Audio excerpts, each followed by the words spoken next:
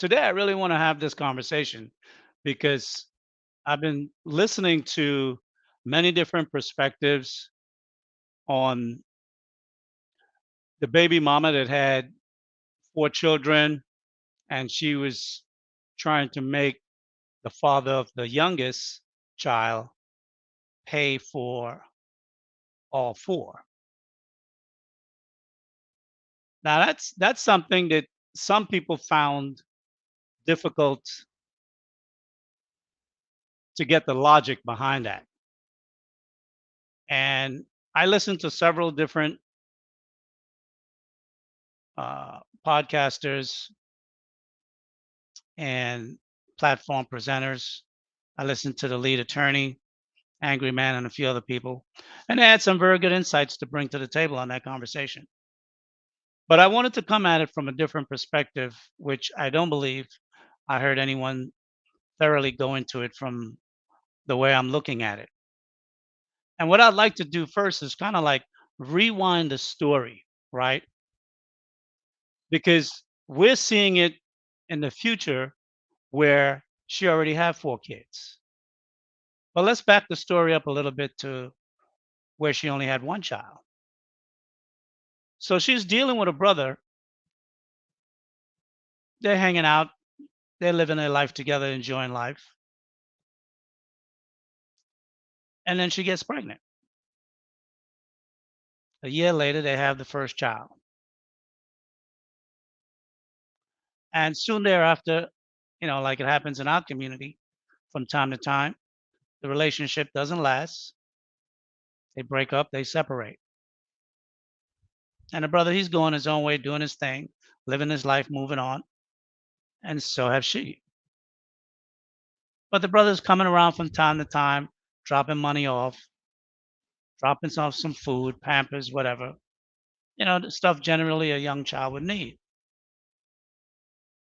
Not too long after that, she finds herself pregnant with another child. And she has a baby.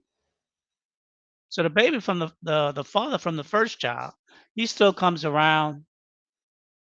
He's dropping stuff off. He's trying to help her out. But the father from the second child, well, you know, he just wasn't really all that responsible. So he just kind of moved on because for him, the relationship wasn't all that serious.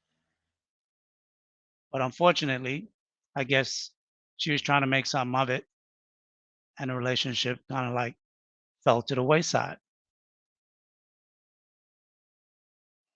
And obviously, she needs to be able to provide for both children and not just one, or at least to make sure they have relatively everything that they need. Now, as the first baby daddy keeps coming around bringing stuff over time, she's like, I need more help. I need you to give me enough for both of these kids. And that's where the famous quote comes in. Because when I heard the quote that she stated at the end of that videotape, kind of rung out in my head because I heard it, different times, different people were doing their perspective on what she had to say and what she had done. If you can't do for all, don't do for none. And I started really thinking about this because logically, you hear that statement, in some people's mind, that can make real good sense. If you can't do for all, don't do for none. But here you have a young man, 21, 23, 24 years old, trying to take care of his baby daughter or baby son, couple of years old, 2, 3 years old, whatever. And he's trying to help out, but he's working, taking care of his life. He wants a social life, so he's providing what he can provide to his child. But she tells him, no, you can't do that. You lay with me. We were together. I have a baby by you. So now I have a second kid, but I still want you to provide for this kid too. He's like, nah, they arguing, they fighting, they going back and forth. So finally, she hit him again with the quote. If you can't do for both my kids, then you can't do for your kid. So after a while, the brother said, you know what? I ain't gonna be taking care of nobody else's kid. I'm out. So he stopped supporting his kid. He just bounced. As time goes on, she get pregnant with another child. She has a third child. And she gives that third baby daddy the same ultimatum. If you can't provide for all, don't do for none. So any man and men's see the thing is I think what we're getting confused is female logic versus male logic. Male logic says I'll provide for my own kid. Female logic says I'm the mother, I have all these children. You got to provide for all of them. If you're going to stick around, you're going to have to give me money for all of them. And then fast forward, we come to the fourth baby daddy, the one that we see the video on. We see the brother drive up. We hear the intro to the video. She's talking about, here he come again. All these people talking about how he's such a good dad, but I'm gonna put him on blast. I'm gonna show the world that he really not such a good dad. In her mind, her logic is that if you're not gonna provide for all my kids, you're not a good dad. In the father's mind, I'm providing for the child that I fathered. So the brother pulls up. He's got lunch for his baby. Obviously, by the dialogue, we know that it's something that he does regularly, whether it's every day or several times a week. We know it's more than once because she indicated that. And it's obviously that they've had some back and forth about that. And fast forward, she throws the food to the floor. He get ready to drive off, and she hit him with the quote: "If you can't do for all, don't do for none."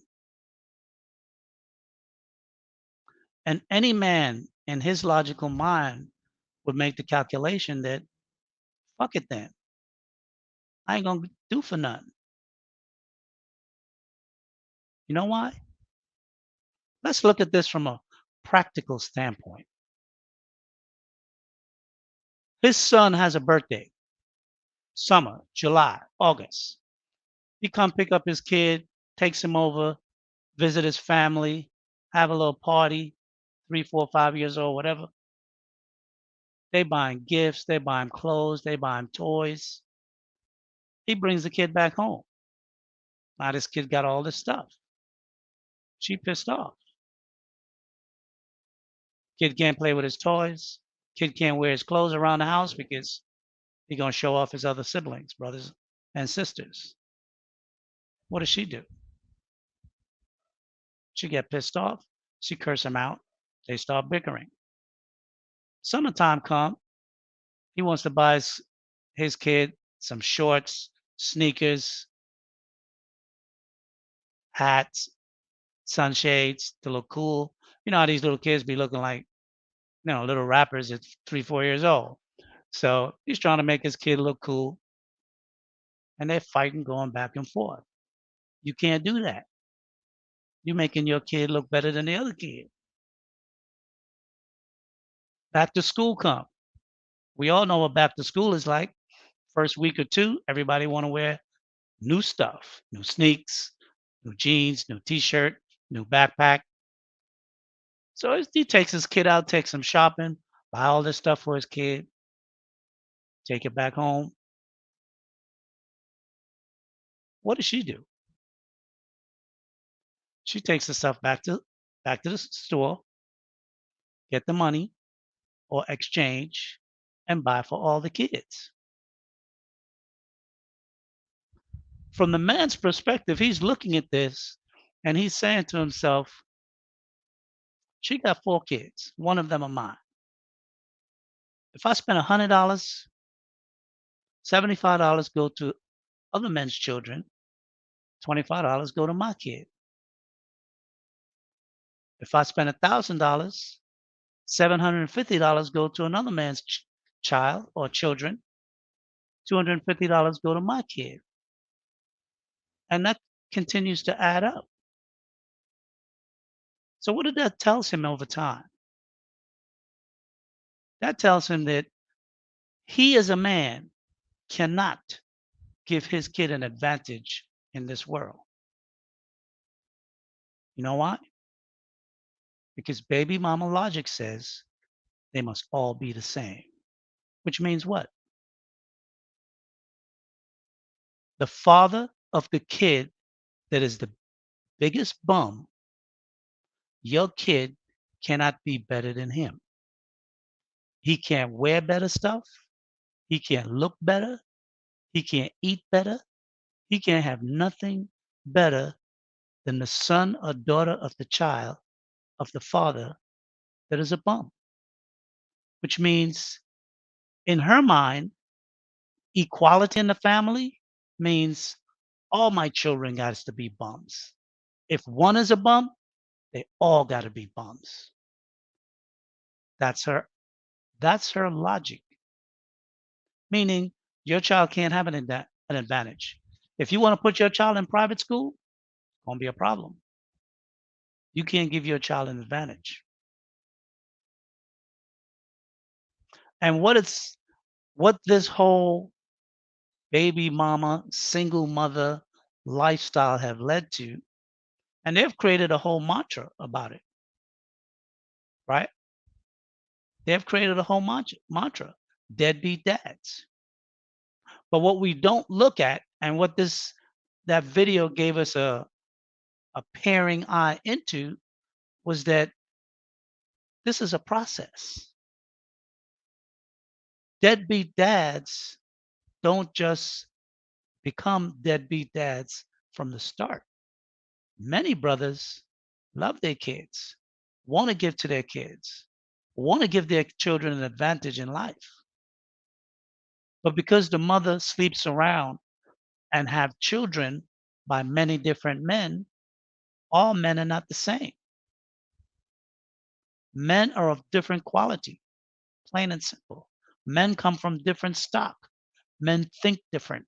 Men have greater desires one from another. And a man that have children with a woman and he has great vision for himself and is pushing himself forward in life, he will want to do more to give his offspring a better advantage also. But baby mama logic says, no, you can't make your child look better in the house because why? Because they're going to fight. Because one kid is going to feel some kind of way. Now, I don't know if any of you come from a decent sized family, 3, 4, 5 kids or more, especially if you have the same mother and father. Even when you have the same parents and they buy you very similar things, whether it's for Christmas, whether it's for any major holidays, birthdays, or just buying stuff for the family. Kids will always find a way to argue and fight over stuff. That's what kids do. It's a way to develop one another as people. That's how we develop. Perfect example. If any of you bred dogs or have more than one dog, 3 or 4 dogs or puppies when they're young, what do puppies do besides shit, piss, and eat? Because we know they do that, right? But what do they do besides that? They play fight. They always play fighting. Why? That develop their instincts. That develop their tactics. That weed out the strong from the weak. And in every breed of dog or every group of dog, There's always one that's going to be stronger and better, more alert, and just is a better dog, even though they have same mother, same father. Challenges brings out the best in people. And I think what we have forgotten as a people, because society wants to make everybody equal. Everybody can't be equal. That's a false noma. Everybody can't be equal. And because we have broken down, particularly the black community, before we used to be intact families. Now we're fragmented families. So you have a mother by herself trying to make decisions for four different children to try to give them an equal footing in the world. But they'll never have an equal footing because those kids aren't equal. They don't have equal fathers. And even if they had equal fathers, I have brothers and sisters. One of my sisters is a doctor. Well, I only have one sister. My sister is a doctor. My youngest brother who passed away, he was an engineer for BMW and the airlines. Me, I'm the least successful in my family. Well, I made the most money, but I don't have the degrees and stuff like they have, right? They're smarter than me. The point is, children's got to find their own, and different things motivate people to be successful, to be better. And coming from a disadvantaged position in life doesn't necessarily mean the outcome of your life will be a disadvantage. It sets you up to fight. One child having a better pair of sneakers than the other could potentially make that other child say, you know what, when I grow up, I'm going to be a sneaker designer. I'm going to design sneakers. It's going to be the baddest sneakers. It motivates children to grow up to be people that they're better than one of the other. You give them inspiration to want to be the best. But what we have lost in our community is because everything is a handout, or the most things, I wouldn't say everything, but a lot of us, particularly single mothers, because their life is based on a handout, what it simply means is one thing. She have to try to make one pizza feed everybody.